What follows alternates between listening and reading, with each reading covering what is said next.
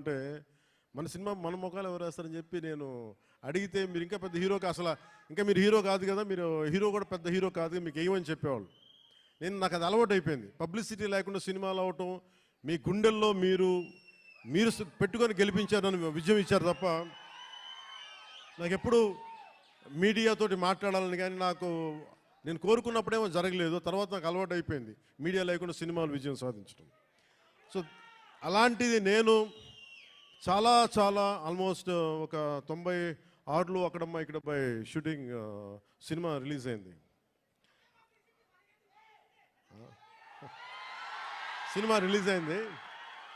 ఆ రోజు నుంచి ఈ రోజు దాకా ఎప్పుడు నేను చాలా ఏదో ఒక ఆడియో ఫంక్షన్ చేయటం. ఎందుకంటే నాకు సినిమాని మీరు చూడండి అని చెప్పడం నాకు చాలా సిగ్గుగా ఉంటుంది, ఇబ్బందిగా ఉంటుంది. అలాగే మిమ్మల్ని ఓటు వేయండి అని అడగడానికి ఎంత ఇబ్బంది పడుతానో, అలాగే నా సినిమా చూడడానికి చెప్పడానికి కూడా చాలా ఇబ్బంది. అందుకని నేను అంటే ఎప్పుడు నాకు ఇవ్వడమే తెలుసు కానీ నాకు అడగడం నాకు తెలియదు. ఒక డోలీలకి వెళ్ళే గ్రామాలకి రోడ్లు వాళ్ళు అడగకుండా నేను వేయించగలను. మన ప్రత్యర్థులు మన తిట్టిన పార్టీ సర్పంచులకు కూడా సమానంగా డబ్బులు పంచగలను ప్రతి సర్పంచ్కి. సో నాకు ఇవ్వడమే తెలుసు కానీ అడగడం తెలియదు. కానీ నేను అడగక్కర్లా, మీరు ఇస్తారని నాకు తెలుసు. అలాంటిది cinema I love you to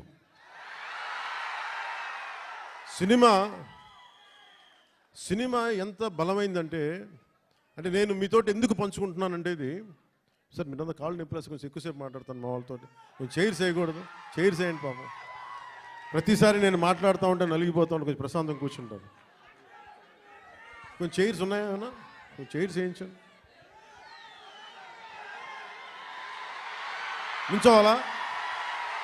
కాదు, నేను కాదు, వాళ్ళు.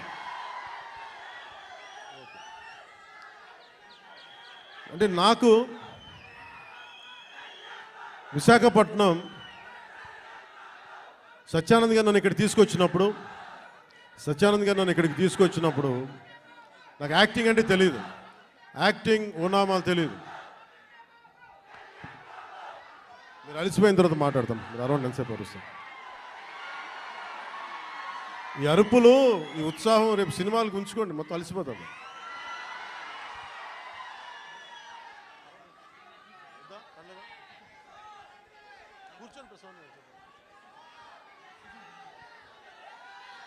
నేను మీతోటి నా అనుభవాలు పంచుకుంటాను.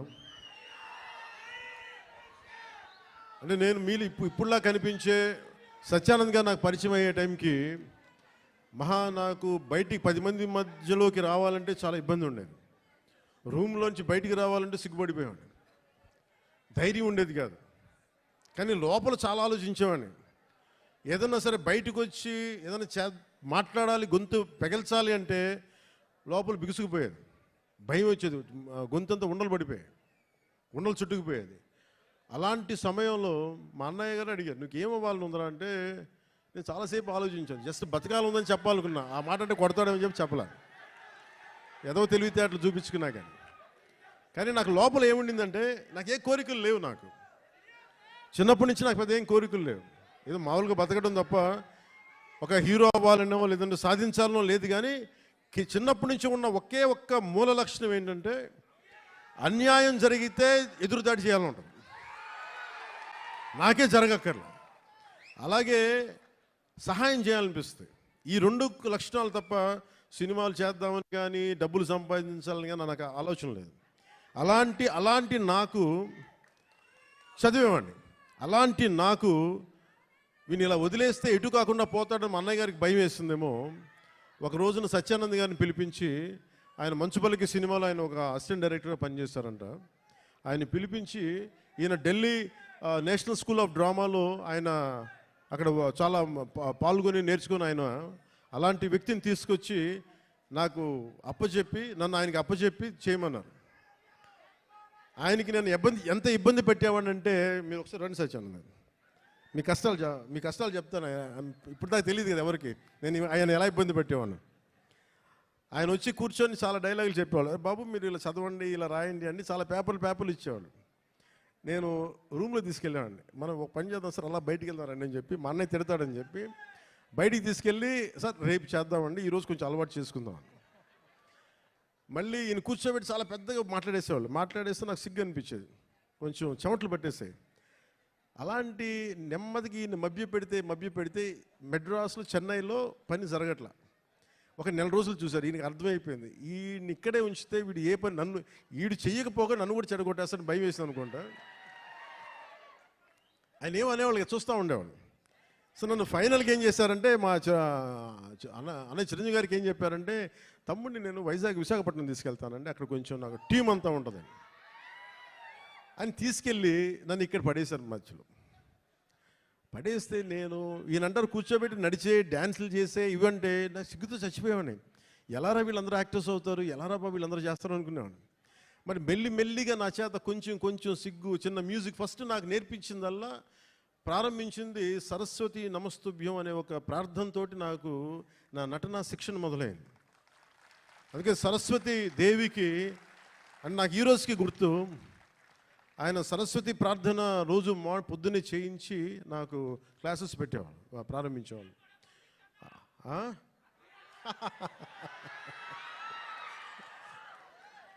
అలాగే ఆయన అలా స్టార్ట్ చేసి నాకు ముందు ఆటపాట చెప్పారు, మన ఉత్తరాంధ్ర ఆటపాట. అవి నాకు చాలా ఇంట్రెస్ట్ వచ్చింది.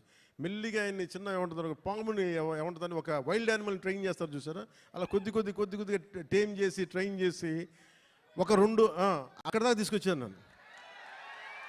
అంటే నోట్లో నుంచి ఒక వాక్యం, అమ్మ ఇట్రా నాన్న నేను బయటికి వెళ్తున్నాను చెప్పడానికి కూడా నేను తటపాయించే నా వ్యక్తిత్వానికి ఒక 1.5 hour ఒక స్ట్రీట్ ప్లే చేయించిన అంత బై ద ఎండ్ ఆఫ్ 2 నెలల్లో. సో నన్ను అంత ట్రైన్ చేసి నేను నేర్చుకున్నది ఏంటంటే, నటన నేర్చుకోలేదు ఈయన దగ్గర, ధైర్యాన్ని నేర్చుకున్నాను ఈయన దగ్గర. అంటే నీకు ఏదైనా ఒక అభిప్రాయం ఉన్నప్పుడు నిర్భయంగా చెప్పడం చేసుకో, ఏమవుతావు, మహా అయితే ఫెయిల్ అవుతావు, ఏమవుతుందని. నాకు ఎందుకు ఆయన పాదాలకి ఈరోజు ఎప్పుడు నాకు అనిపించిన, ఎందుకు ఇష్టం అని నమస్కారం పెడతానంటే, నాకు ధైర్యాన్ని నాకు పరిచయం చేసిన వ్యక్తి ఆయన. అంటే నీకు అభిప్రాయాలు 100 ఉండొచ్చు, లోపల భావాలు 1,00,000 ఉండొచ్చు, కానీ వాటి మీద నువ్వు ముందుకొచ్చి దాన్ని యాక్ట్ చేయకపోతే ఏం అవ్వదు అనేది నాకు ఆయన నోటితో చెప్పాల, ఆ ట్రైనింగ్ ద్వారా చెప్పారు. నేను అప్పుడు అనుకో యాక్టింగ్ నాకు యాక్టింగ్ అని నేను నేర్చుకోలేదు, నాకు జీవిత పాఠాలు నేర్పారు నా గురువు ఆయన. సో చిరంజీవి గారికి నేను ఏం చెప్పానంటే, 1 సంవత్సరం తర్వాత, అన్నయ్య మీరు ఇప్పుడు సినిమా తీగిపోయినా పర్లేదు కానీ నాకు జీవితంలో బతికే శక్తిని ఇచ్చేవి ట్రైనింగ్ వల్ల, నేను ఏ కూలి పని చేసుకునే బతికేస్తాను తప్ప నాకు యాక్టరే అవ్వాలని లేదు, నాకు చాలా సంతోషం. ఆ తర్వాత అక్కడమ్మా ఇక్కడమ్మా నన్ను తీసుకొచ్చారు. అలాగే వైజాగ్లో తీసుకొచ్చారు, వైజాగ్ స్టీల్ ప్లాంట్లో ఇక్కడను చచ్చిపోయేవాడిని సిగ్గుతో. అప్పుడు మళ్ళీ ఒక 6 months మనకి 1 year గ్యాప్ రాగానే మళ్ళీ యాజ్ యూజువల్ మన యూజువల్ సిగ్గు మళ్ళీ ముడుచుకుపోయాను మళ్ళీ. అలాంటిది నన్ను గోకులం సీత చేశాను, తర్వాత సుస్వాగతం చేశాను. నాకు ప్రత్యేకించి విశాఖపట్నానికి ప్రత్యేకమైన అనుభవం ఏంటంటే, నాకు భీమిలిలో మాకు తెలిసిన వాళ్ళకి ఒక గెస్ట్ హౌస్ ఉండేది, నన్ను అక్కడ ట్రైనింగ్ చేసేవారు వీళ్ళందరూ. సో నాకు అందుకు భీమిలి కానీ మన ప్రాంతాలు కానీ మన సర్క్యూట్ గెస్ట్ హౌస్ మనం ప్రాక్టీస్ చేసేదాన్ని ఒక సంగం శరత్ ఓనర్స్ గెస్ట్ హౌస్ ఒకటి ఉండేది. అక్కడే మ్యాక్సిమం ట్రైనింగ్ క్లాసెస్ అని సాయంత్రాలు పూట, మార్నింగ్ ఏమో భీమిలి, సాయంత్రాలు సంగం శరత్. ఇప్పుడు ఇవన్నీ చెప్పాను అనుకోండి, ఈ పవన్ కళ్యాణ్ ఏ ఊరు వెళ్ళినా కనిగిరి వెళ్తే కనిగిరిలో పెరిగానంటాడు, వైజాగ్ వస్తే వైజాగ్లో పెరిగానంటాడు. కానీ నేనేం చేస్తాను, అందుకే నా పేరు పవనం, నేను తిరుగుతూ ఉంటాను, వెళ్తూ ఉంటాను. మనం పవనాలు అయితే అవి కూపస్తా మండుకోవాలి, ఇలాగే మాట్లాడతారు. బావిలో కప్పలు గిరిగిసుకొని కూర్చుంటే వాళ్ళకి అర్థం కావు. పవనం తాలూకు శక్తి వాటికి అర్థం కాదు. పవనం సర్వంతర్యామి. సో అలాంటి నన్ను ఈరోజు సినిమా మేకింగ్ మీద కానీ వీటన్నిటి మీద అవగాహన వచ్చింది అంటే, నాకు నా గురువు ఇచ్చిన నూరిపోసిన